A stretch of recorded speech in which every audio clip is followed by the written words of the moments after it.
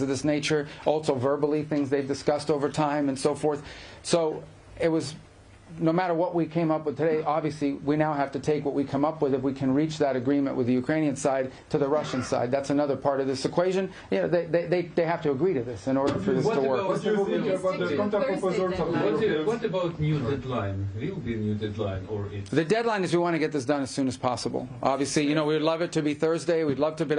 ultimately, the important point today is that we have made substantial progress. We've really moved forward. So I feel very optimistic that we're going to get there in a very reasonable period of time very soon. You know, whether it's Thursday, whether it's Friday, whether it's Wednesday, whether it's Monday of the following week, we want it to be soon, because people are going to, between today and the time we deal with this, more people are going to die. More destruction is going to happen. Our goal is to end this war as soon as possible, but we need a little more time. The what? I'm sorry? To discuss the fighter jets in Poland?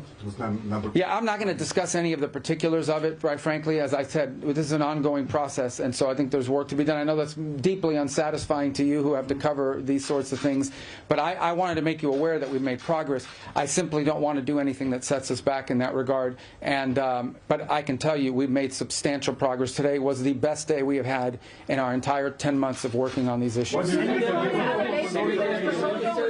confirmed that you met the European representatives today, and what you... Yes, yeah, we met with the national security advisors of a variety of countries that were here, and we sort of walked them through the progress we had made today. We didn't go again into tremendous detail. We assured them that items that involved both Europe and NATO directly, or that those items are items that we sort of agreed to put as part of a separate track, because it involves input from them. But I think what they heard, and I hope they'll confirm, I believe they will, is an incredible amount of positivity from both the Ukrainian and American side about the progress we've made today. What happens tomorrow, Mr. Secretary? What's the plan for tomorrow? It will only make sense if it includes a provision that says the Americans are willing to provide security guarantees similar to Article 5 of NATO. Are you receptive to this? Yeah, again, I'm not going to discuss the details of what's being, worked on with regards to any particular provisions. I mean, clearly, I think we all recognize that part of getting a final end to this war will require for Ukraine to feel as it is safe and it is never going to be invaded or attacked again. So that's clearly something that has to be discussed. I think we've made substantial progress on that and other points, but I'm not going to get into the details today about all of those. Yeah, I have time for two more, guys, because I got to run some more. The what? You're asking the Russians in the next hours? In my what?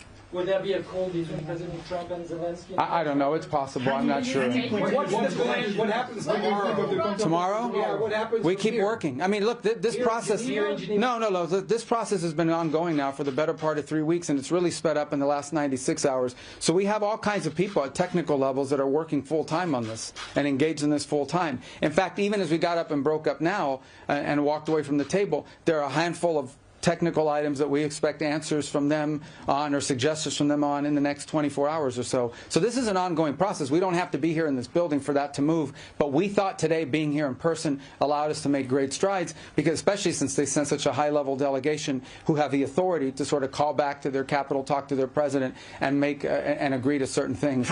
So we've made a lot of progress. The what? The counter proposals of the European, the counter plan of the Europeans.